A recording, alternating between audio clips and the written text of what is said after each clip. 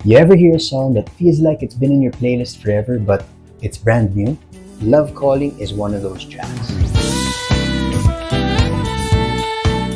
Welcome to Signal Boost, where I talk about music, food, art, or anything that might not be on your radar yet, but is definitely worth checking out.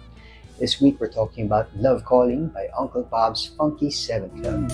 Love is simple, love is good. Super funky, super smooth, and it sounds like it dropped straight out of the early 90s acid jazz scene. Yung vibe, para siyang lumang ano nga, pero sa totoo lang, para siyang mga 90s na incognito, ganun.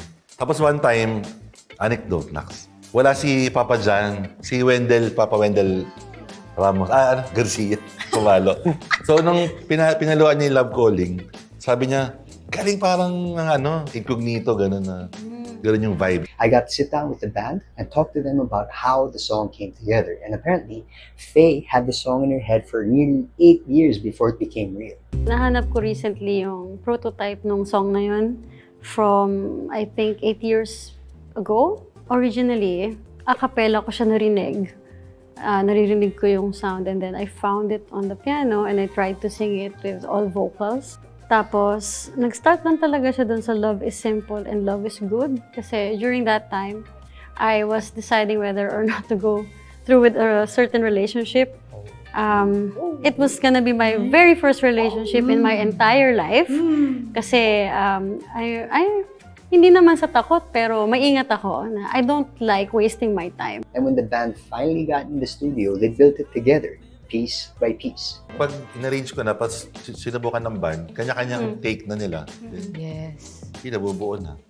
Yung intro, yung saxophone intro, that's Sir Francis din. So, kanya-kanyang take, mga voices. Yeah. The groove, the harmonies, the ending, none of it was manufactured. It came alive in the room with everyone adding their own flavor. Na-figure out namin kagad paano tatakbo yung groove, paano tatakbo yung rhythm, yung boses. During yung first rehearsals na nilatag na ni Papa Sis yung kung paano niya gustong marinig. Tapos yun nga, nagkanya-kanyang take, tapos nung, sige, try natin from the top. First try namin. Lumabas na siya kagad ng ganun. So parang, okay, yun na kagad siya. Everybody says they don't make music like they used to, but sometimes you just haven't been paying attention.